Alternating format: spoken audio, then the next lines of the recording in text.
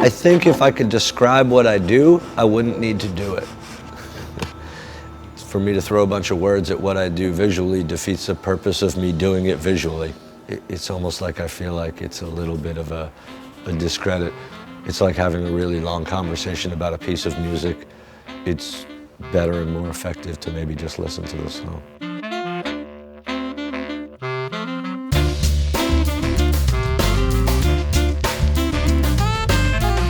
I used to be inspired a lot by what was going on in the world in terms of current events and politics and things like that. That happens less and less now.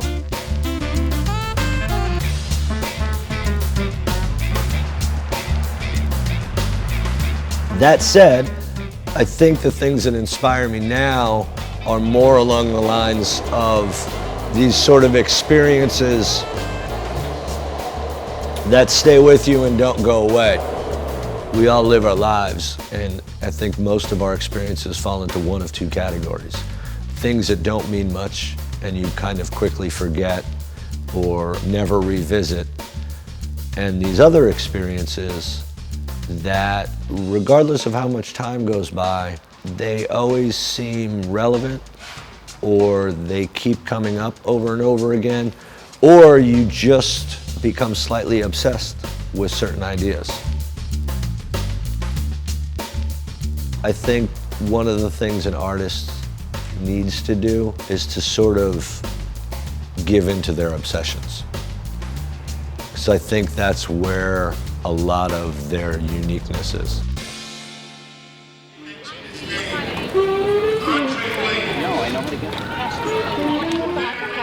This has something to do with the fact that I worked as a fashion photographer, I worked as a photographer, period. I think maybe one of my obsessions is sort of how we as a culture define what is beautiful and what isn't. And my obsession with that is that I think there's something inherent about always trying to twist and bend things into something that they aren't. To some degree, the job of a professional photographer is to make things seem better than they are, which is almost the equivalent of being a professional liar. And I'm not going to criticize people who do that, and I did it for a long time, but I just didn't want to do it anymore.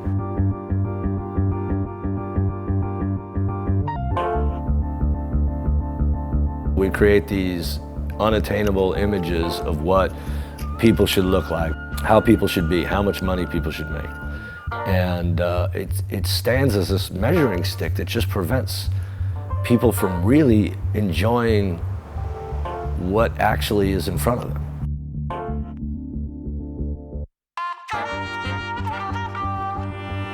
In a lot of ways, the portraits that I do of people are so focused on what would be considered flaws.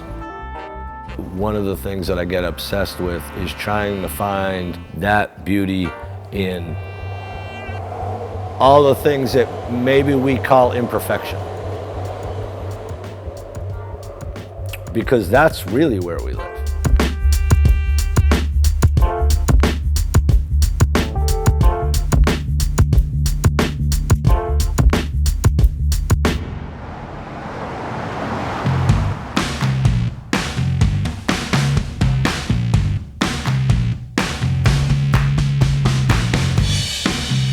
For me, I always thought public art was really the best way to put your art in front of a very diverse group of people, instead of the sort of narrow demographic of people that go to galleries. In addition to that, I feel like the environment's been completely taken over by advertising to the point where it's just obnoxious. It's always been obnoxious, but it's invaded even more sort of places than it once was. Most advertising has some sort of trade involved. There's like a sponsorship component. So you see advertising on television. Well, it's like, that's the trade. You watch the 5 minutes of commercials in your half-hour show, and you get to watch a show for free. Outdoor advertising has no trade. You get nothing. It's just in your face, makes your environment ugly as and the public is given nothing in return. And that's why I object to it. So, I thought, well, maybe the best way to deal with that is just to put other things up in the environment. I feel like advertising starts to dictate what the conversation is in public spaces because it's there, you know, and you can't ignore it. If you're on a street and there's a billboard here for some stupid action movie, and you do something that at least some people consider more interesting right next to it, you've changed the conversation. You know, you could call me a vandal. I don't know what people call me. I mean, maybe people call me a vandal. I think public space should be used by the public, not necessarily just for advertising. So advertisers use public space all the time for their purposes. I don't think it's anything different than I do. So, I mean, the only difference between me and an advertiser is the advertiser pays to do that, and I'm not paying anyone to do that. And that's why I say I'm not necessarily, it's more accurate to call me a thief than a vandal.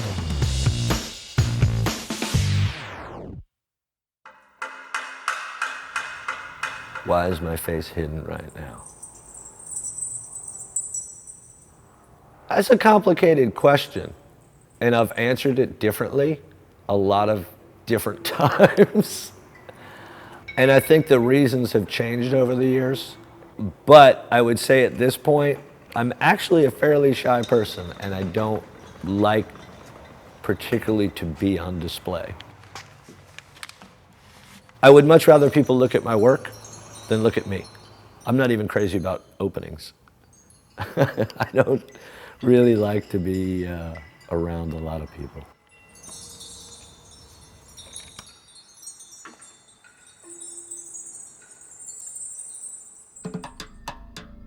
I did this piece years ago that has this stencil of this girl with a spray can and stuff, and it says, if you want to achieve greatness, stop asking for permission.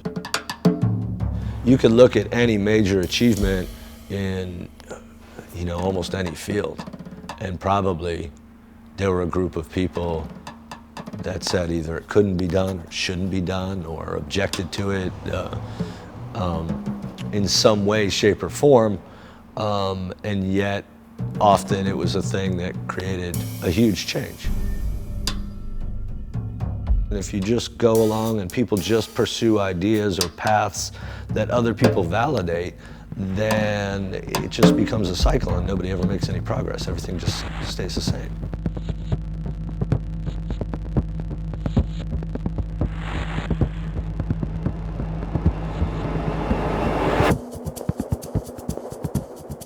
When Obama showed up, I was like, all right, I'm going to do whatever I can to help this guy get elected.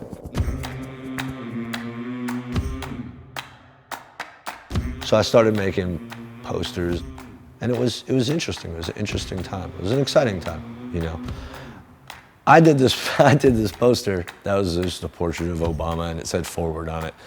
And Obama's second campaign was titled "Forward." So I occasionally tell this fictional story of how I named the second Obama campaign. This isn't just another election. This is a make or break moment for America's middle class. We've come too far to abandon the change we fought for these past few years.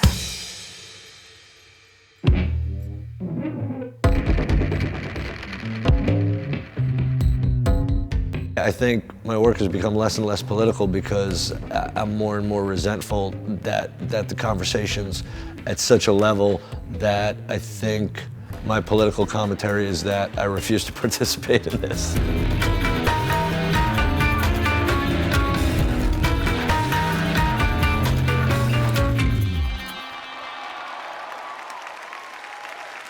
You love your country because you want a better future for your children and because you want to make America great again.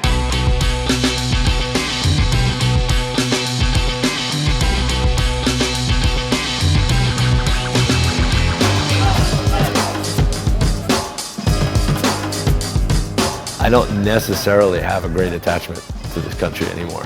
Particularly in recent times, I just sort of feel like, look, it's a big world. If things don't work out here, there's other places to go. I don't necessarily need this. It's a little bit like, you ever been in a relationship too long, and at a certain point it's just like, you know what? We just don't really have anything in common anymore. That's my relationship with the United States. I feel like, you know what? There was a point in time where I think we really understood each other, and we don't anymore. Maybe it's better if we just go our separate ways.